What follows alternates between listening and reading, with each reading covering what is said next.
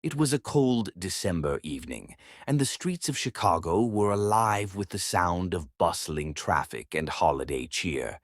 Yet, in a forgotten corner of the city, 16-year-old Ellie sat huddled in her tattered coat on the steps of an abandoned bookstore. Homeless for over a year, she survived by sheer grit and the kindness of strangers, though such kindness was rare. As Ellie warmed her hands over a makeshift fire, she heard a faint cry for help. At first, she ignored it, thinking it was the wind playing tricks. But then the voice grew louder. "Someone, please help." Ellie hesitated. People didn't often stop for her, and she knew better than to get involved in others' problems. But something about the desperation in the voice made her stand up and follow the sound. Around the corner, Ellie found a woman in her early 30s, well-dressed but clearly distressed. Her designer coat was soaked, her makeup smeared from tears. She was crouched on the icy pavement, clutching her ankle. "Are you okay?" Ellie asked, stepping closer. The woman looked up, her eyes wide with pain. "I slipped. I think I sprained my ankle. My phone's dead and I can't get up." Ellie noticed the woman's handbag lying nearby, its contents scattered. Passers-by walked past without so much as a glance. Ellie's heart ached. She knew what it felt like to be invisible. "Here," Ellie said, kneeling beside her. "Let me help."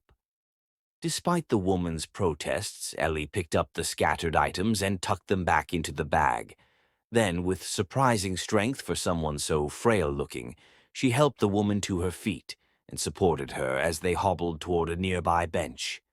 "Thank you," the woman whispered, her voice trembling. "I don't know what I would have done without you." Ellie shrugged.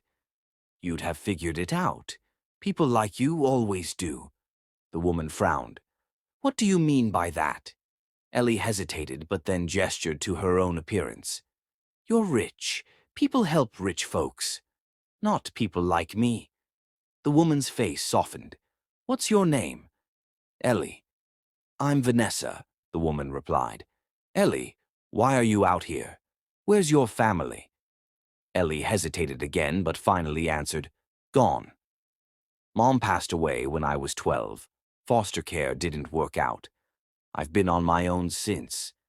Vanessa's eyes filled with tears. She reached into her bag and pulled out a business card. "You don't have to live like this. Come to this address tomorrow. I'll make sure you get the help you need." Ellie looked at the card, skeptical. She'd heard empty promises before. The next morning, despite her doubts, Ellie found herself at the address. It was a towering glass building in the heart of the city. Feeling out of place, she stepped inside, clutching the card like a lifeline. A receptionist greeted her warmly and escorted her to a luxurious office. Vanessa was waiting, her ankle wrapped but her smile intact. "Ellie," Vanessa exclaimed, "I'm so glad you came." Vanessa explained that she wasn't just a random wealthy woman. She was the heir to one of the largest family fortunes in the country, but had been estranged from her family for years due to disagreements over their business practices. "I've been trying to find a way to use my wealth for good," Vanessa said, her voice breaking. "Meeting you was a sign. You reminded me of what really matters."